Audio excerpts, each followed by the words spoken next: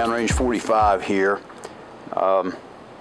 Today I'm going to do a little rant on an issue that's come to my attention. But first, on a little slightly more positive note, I want to talk briefly about some of the upcoming projects I've got, some things I'll be sharing with you very soon. Got a lot of stuff coming up.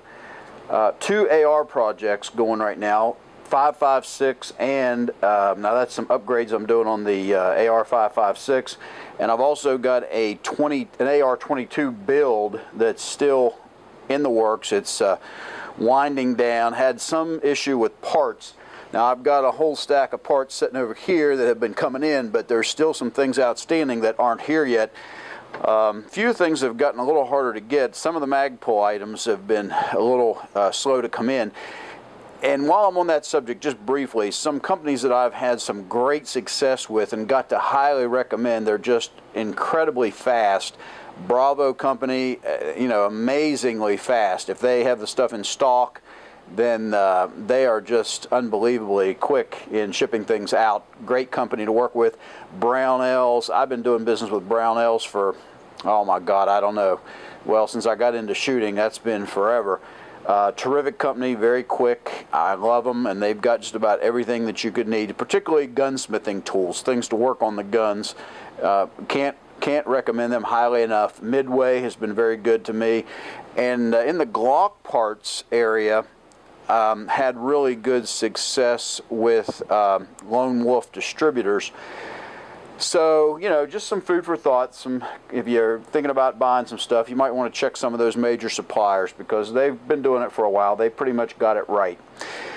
Now, back to the projects. On the SIG 1911-22, the sights that came on that thing are plastic. They're junk. I know this pistol is not a high-dollar item, but still, it's a SIG, and it's not made by SIG. It's rebranded. But anyway, the sights should have been better than that. So I've already stripped the sights off.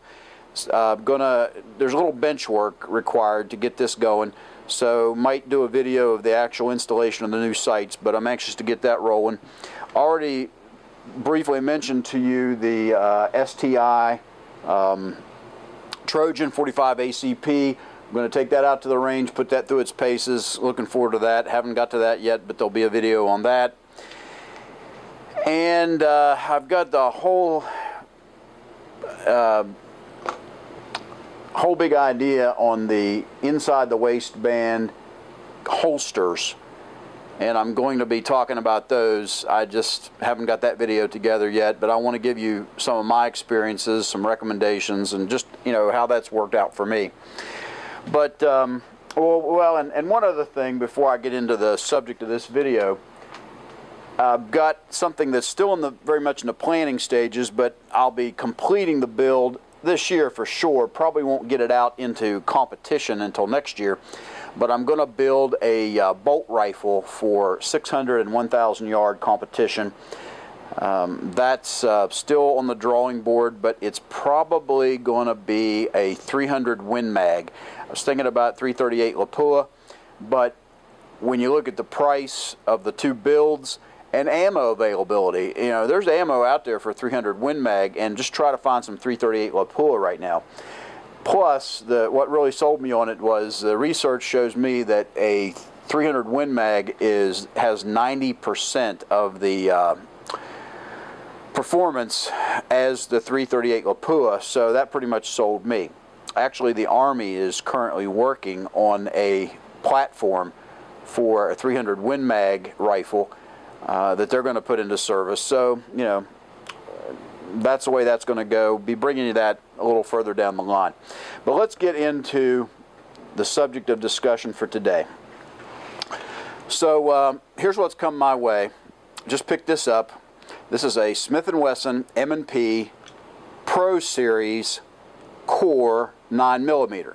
And of course the C.O.R.E, C-O-R-E, stands for Competition Optics Ready Equipment. And the whole point of this, and probably most of you have already seen this, you're very much aware of it. But this comes with a cutout. It's got blank. You got a blank already set up for you. But all you got to do is remove the blank, and it's already prepared for. There's probably about half a dozen top of the line red dot optics that you can, based on the mount you use, you can just bolt it right in here. No gunsmithing required. What I had planned to go with, and this is what I'm going to set up, is a Trijicon RMR red dot, which is about 500 bucks. And when that sets down in here, you see the sights set a little higher on this one. It's set up perfectly to co-witness through that optic. So I'm looking forward to this. Been looking forward to it for a while, and I've heard a lot of good things about the M&P series. And of course, I picked the Shield up not too long ago. Love the Shield. This has become my primary concealed carry weapon, and it's got a great trigger. You know, every single thing about the Shield I'm happy with. Could not complain about that whatsoever. But let me tell you, I wish they'd have put the same trigger on the M&P Pro Series that they put on the Shield. This trigger is junk. It sucks. Now, all these weapons have been cleared prior to the start of this video, so everything's safe here. There's nothing in these guns. But, you know, those of you who already know about these, you know what's coming. Maybe you're happy with it. And but those of you who aren't familiar, this trigger is just got, I don't know, I'm right-handed and I'm not sure you can really see what's going on here, but there's just all kinds of slack and slop in this trigger.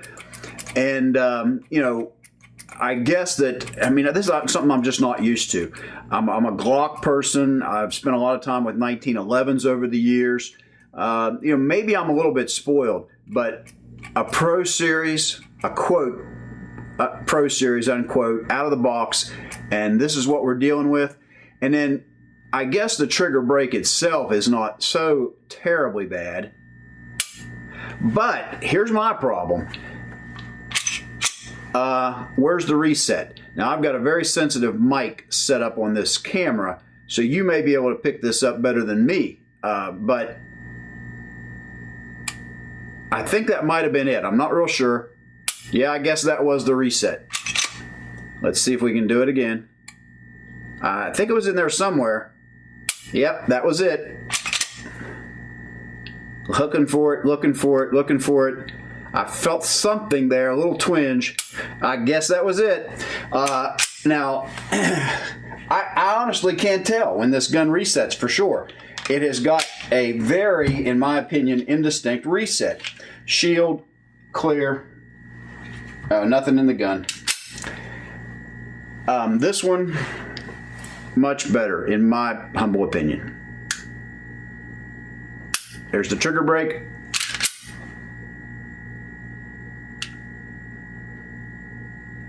There's the reset.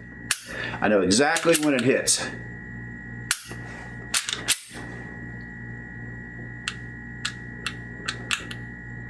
There it is, very solid.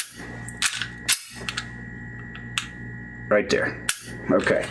The Shield I'm happy with. Here's my Glock 34. The weapon's clear.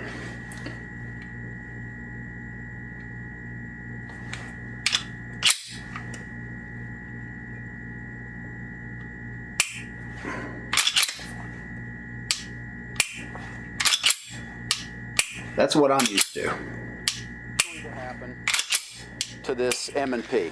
And that's what I already ordered a trigger kit from Apex Tactical.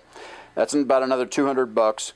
So I'm not even all that enthusiastic about taking this thing to the range with this kind of a crappy trigger.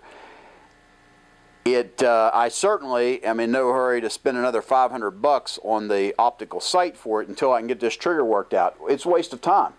So the trigger kit's on the way. You know, I just ordered that late last night. We'll see how quickly that comes. I heard they were very responsive, but everything was in stock.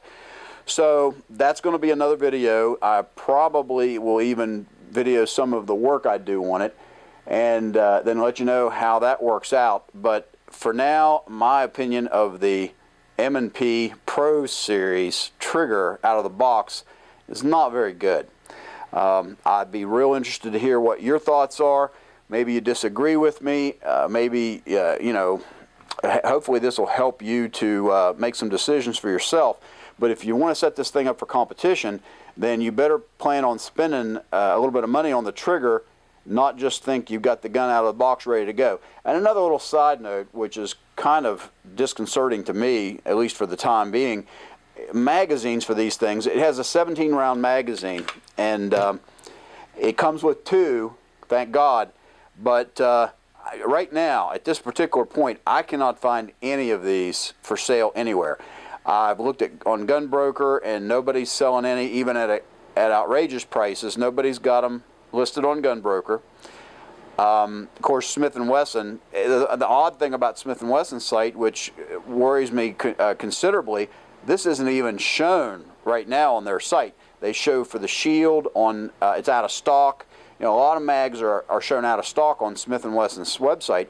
Brownells has got it listed but out of stock, and I've got a alert set up so that when they get some back in, they're going to let me know.